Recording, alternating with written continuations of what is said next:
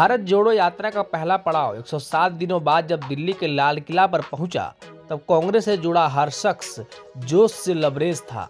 आंखों में चमक थी और भविष्य की एक उम्मीद थी। कांग्रेस नेताओं और कार्यकर्ताओं का उत्साह देख राहुल गांधी की भावनाएं भी हिलोरे मारने लगी और अपनों के बीच घिरे राहुल गांधी के सीने में सालों से दफन एक टीस बाहर निकल आई। उन्होंने प्रधानमंत्री नरेंद्र मोदी और बीजेपी पर गंभीर आरोप लगाया और कहा कि मेरी छवि को खराब करने के लिए इन लोगों ने हजारों करोड़ रुपए खर्च किए, लेकिन मैं खामोश था। मैंने एक शब्द नहीं बोला, ना सफाई दी, एकदम चुप रहा। मैंने सोचा चलो देखता हूँ कितना दम है इनके दुष्प्रचार में, लेकिन एक महीने में मैंने उनका जवाब दे दिया और सच्चाई दिखा दी।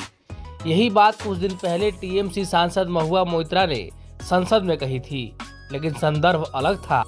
उन्होंने देश के औद्योगिक उत्पादन में गिरावट को लेकर कहा था कि असली पप्पू का पता चल गया है।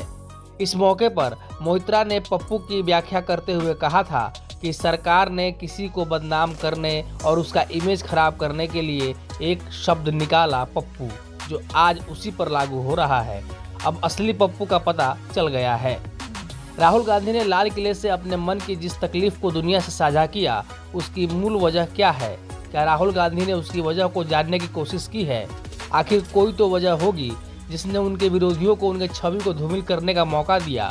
अगर उन्हें इसके पीछे की वजह सच में मालूम नहीं है या फिर वो जाहिर करना नहीं चाहते हैं, तो पहले की कुछ घटनाओं पर गौर कीजिए। मुमकिन है तस्वीर कुछ साफ हो जाएगी। 2019 लोकसभा चुनाव के पहले राहुल गांधी ने राफेल डील पर जबरदस्त बवाल काटा था। राफेल डील में घोटाले का आरोप लगाते हुए वो कभी चौकीदार चोर तो कभी सदन में नैन मटक्का करते दिखाई दिए। ये कोई पहला मौका नहीं था जब संसद में राहुल गांधी ने हैरान करने वाली हरकत की थी। इससे पहले राहुल गांधी ने प्रधानमंत्री नरेंद्र मोदी के पास जाकर उन्हें गले लगाया था और उसके बाद भी उन्होंने कुछ इसी अंदाज में आंख मारी थी।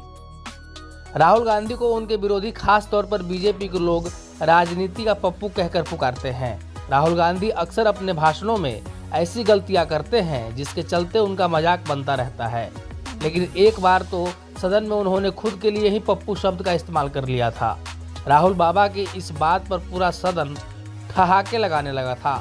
प्रधानमंत्री भी उस वक्त खुद को रोक नहीं पाए और वो भी जोर से हंसने लगे। वैसे तो राहुल गांधी अपनी ऊल जलूल बातों के लिए मशहूर हैं, लेकिन कभी कभी वो ऐसा कृत्य भी कर देते हैं जिससे उनकी जमकर खिल्ली उड़ती है। ऋषिकेश में एक रैली के दौरान राहुल गांधी ने कुछ ऐसा ही किया था। नोटबंदी के बाद एक सभा में उन्होंने जनता को अपनी फटी जेब दिखाई, लेकिन अपनी इस करतूत से उल्टे राहुल गांधी हंसी के पात्र बन गए। राहुल गांधी की जुबान बार बार फिसल जाती है। शायद उनको ही इस बात का अंदाजा नहीं रहता कि उन्हें बोलना क्या है और उन्होंने क्या बोल दिया है। राहुल गांधी के ऐसे अनेकों किस्से हैं जिसके जरिए उनकी राजनीतिक सूझबूझ का अंदाजा लगाया जा सकता है। Bureau report, prime net news.